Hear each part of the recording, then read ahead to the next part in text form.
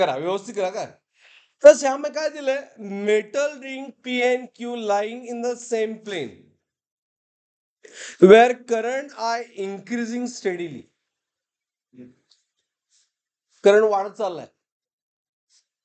Induce current in the metal ring विचारलंय. Okay, आता पहिली थिअरी बघा माझ्यावर घ्या एक एक गोष्ट. Current moves right angle, current moves towards right, बरोबर आहे की नाही, राईट. मग ह्याच्यामुळे मॅग्नेटिक फील्ड अप्लाय करा. Magnetic field thumb indicate direction of current. मग मॅग्नेटिक फील्ड अप्लाय करा तुमच्या वहीमध्ये, क्लॉकवाईज की अँटी क्लॉकवाईज देईल. मी सर्कल ड्रॉ करतो बघा, इकडे इकडे असं सर्कल ड्रॉ करतो. कशाचं, मॅग्नेटिक फील्डचं.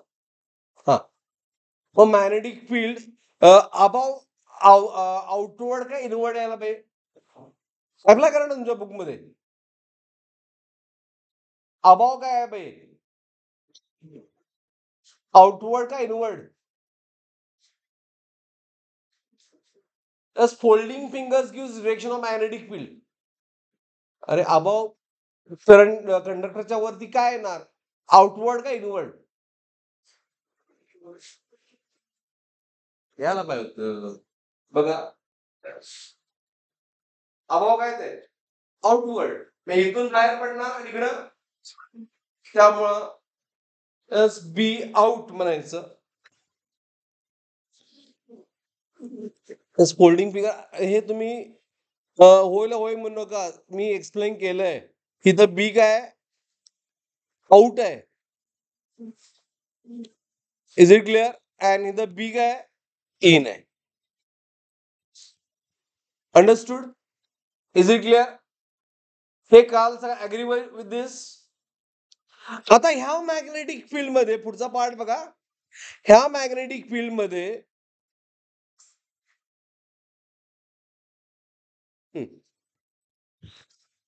दोन कॉईल ठेवलेत,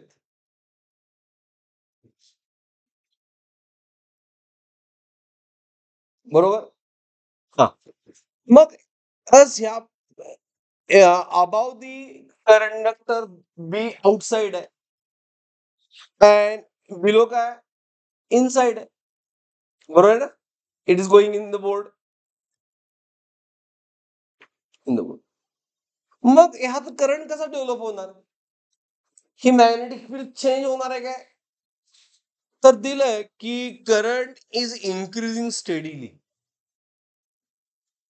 मग करंट जर इन्क्रीज होत असेल, बघा लक्ष द्या, करंट जर इन्क्रीज होत असेल तर बी सुद्धा इन्क्रीज होणार, कंटिन्युअसली चेंज होणार. त्यामुळे दोन्ही ठिकाणी ईएमएफ प्रोड्यूस होणार, दोन्ही कॉईल मध्ये ईएमएफ प्रोड्यूस होणार बाय फॅरेडेज लॉ होणार. अंडरस्टूड. बट लेन्स लॉ काय, induce EMF always oppose cause producing it. मग वरच्या कॉईल मध्ये ईएमएफ का प्रोड्यूस झाला,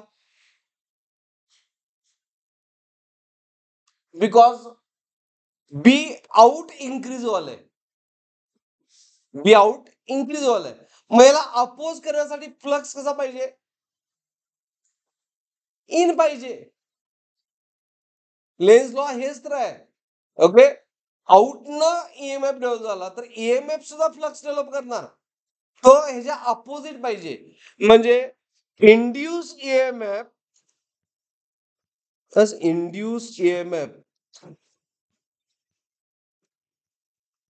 प्लस प्रोड्यूस फ्लक्स, आणि तो फ्लक्स आहे, फ्लक्स डेन्सिटी आहे ती बी इन असणार कुठल्या मॅग्नेटिक फील्ड मध्ये, प्लस करंटच्या अबाव, आणि बी आउट असणार आहे कुणाच्या, बिलो, कंडक्टरच्या बिलो.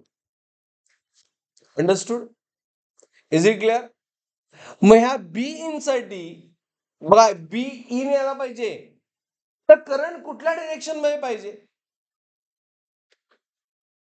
क्लॉकवाईज का अँटी क्लॉकवाईज. इन म्हणजे काय, इनसाइड द बोर्ड. मग inside the board magnetic field ते फोल्डिंग फिंगर कसं आहे, तर फोल्डिंग फिंगर कुठल्या डिरेक्शन मध्ये आहे बघा, एरो बघा काय इन आहे, इथं मॅग्नेटिक फील्ड इन आहे, करंट काय आहे, कॉइल मधला करंट. यस बरोबर आहे सगळं. हा कुठला क्लॉक मध्ये आणि आउटला anti clock. Understood? Is it clear? And therefore as B in म्हणजेच current develop in this coil is a clockwise. Yes, यामध्ये in साठी करंट clockwise and out साठी yes anti clockwise करंट. काय डाऊट आहे? Is it clear? Theory is a logic कसं apply करायचं? And therefore कुठला option आहे क्लॉकवाईज अँटी क्लॉकवाईज बघा. पी क्लॉकवाईज डी ऑप्शन आहे.